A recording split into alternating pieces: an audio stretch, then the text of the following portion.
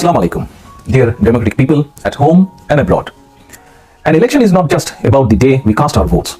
What unfolds in the period leading up to the election is also crucial, as it sets the stage for what happens on the voting day.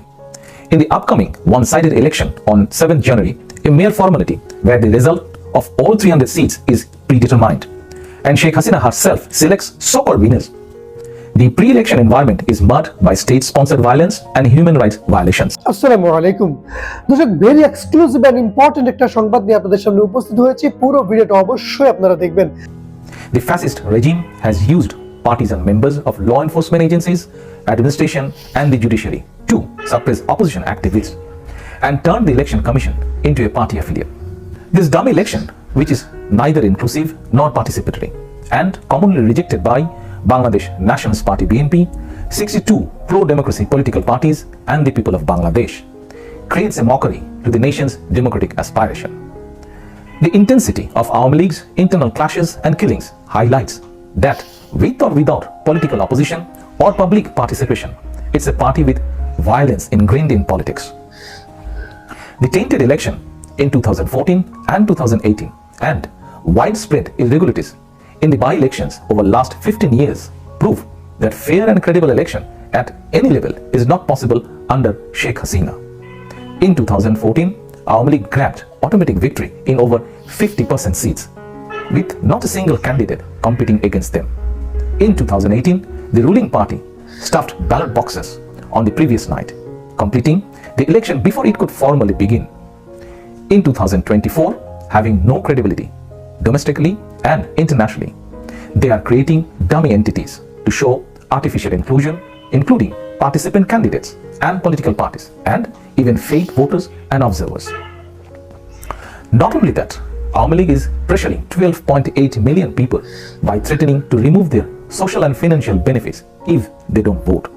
As an organized decision, the party is trying to compel voter participation nationwide by instructing them to submit their relief cards, as well as threatening to cancel their civic services, utility connections, national ID cards, and home eviction.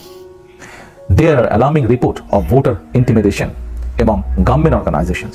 For example, Ansar and Village Defense Party, who boast 6.1 million members, being instructed to secure votes for themselves and their families.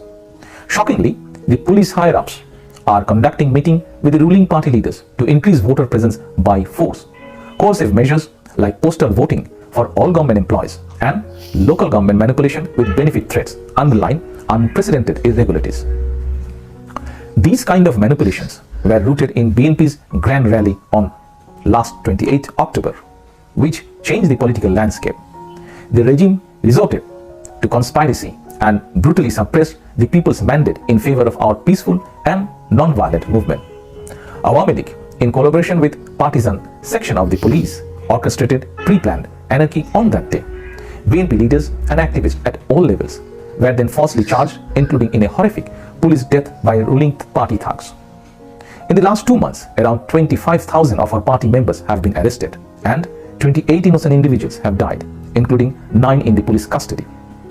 These brutalities are based on the regime's self-inflicted and sabotage violence, such as targeted assaults on buses, trains and private establishments, causing the loss of lives and damages to assets.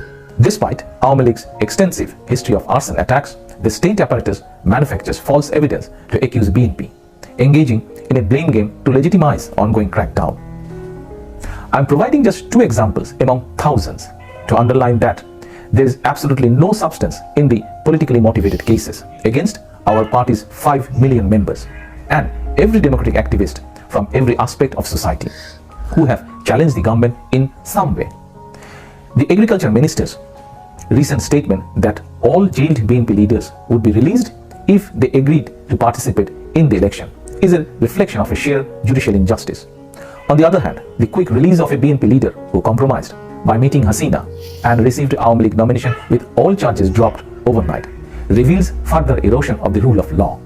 এই video সম্পর্কে আপনার কি মন্তব্য কমেন্টে লিখবেন। আল্লাহ হাফেজ।